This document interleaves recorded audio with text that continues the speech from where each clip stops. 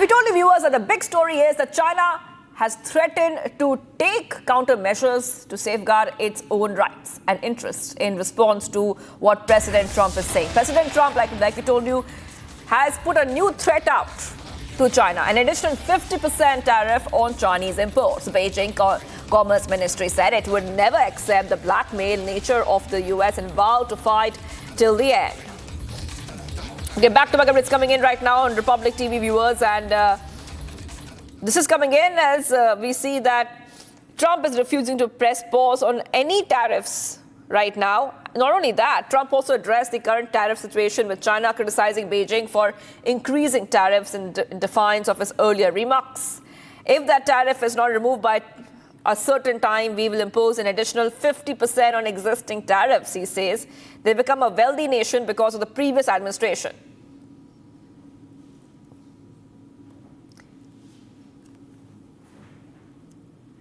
And US President Trump has threatened China with a whopping 50% additional tariff on top of the 34% levy on Chinese imports announced a few days back. Let's listen in. With China, as you know, against my statement, they put a 34% tariff on above what their ridiculous tariffs were already.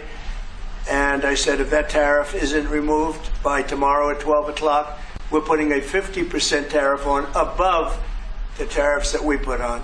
So they've gone for years. They've become a rich country because of people, again, that were in the White House that allowed this to happen. Hundreds of billions of dollars a year they'd make on us on trade, and it shouldn't be that way. And I have a great relationship with President Xi. I hope it's going to stay that way. I have great respect for China, but they can't do this. We're going to have one shot at this, and no other president's going to do this, what I'm doing.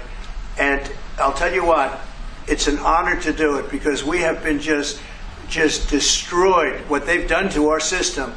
You know, we have $36 trillion of debt for a reason. And the reason is that people allowed it to get that way. So we'll be talking to China. We'll be talking to a lot of different countries.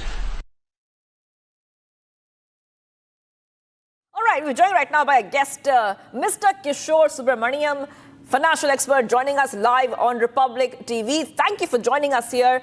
You're a financial expert, so you can help our viewers understand what really is happening.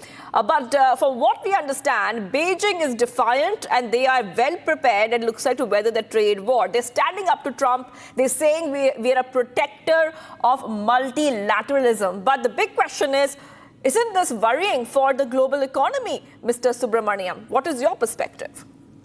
Yeah, this is extremely worrying to the global economy for a few reasons. Number one, China is not a nation which is going to bow down to these pressure tactics, because it obviously considers itself as a global leader, as equal to America. But at the same time, you know, Mr. Donald Trump as a president is not going to be silent. He has this absolutely insane ways of doing things, because no president in the history of America would have thought of imposing a tariff and next day increasing it by another 50%. That's absurd, because now you're talking of a number of 94%, which basically means that the trade war has escalated to a level where there can be no trade. Basically, the goods can't even come in to America. And by the way, the supply of China to Walmart alone is as big or bigger than the Indian IT industry. That's the kind of scale we are talking about. So with this scale and this kind of trade war between two large economies, one which has got a population of more than 1.4 billion and one which has got the global consumption of over 25%, this is dangerous. I think both the leaders, Xi Jinping and Mr. Donald Trump, has to reduce the temper here, and they have to stabilize, and they have to, because Donald Trump has given the mind to China only 24 hours. Now, within 24 hours, if you are going to not retaliate, not bring down the 34%, he says this 50% is likely to start. And US, mind you, is not giving any window. It says that from tomorrow. So basically, 5 things are going to happen. All the shipments that have landed in America are going to be stagnant. New orders are going to stop. The stock markets are going to bleed in China and US. Fourth, the inflationary pressure on American domestic consumption is going to go up if this happens. And fifth, least is that there is going to be a political slugfest happening in open.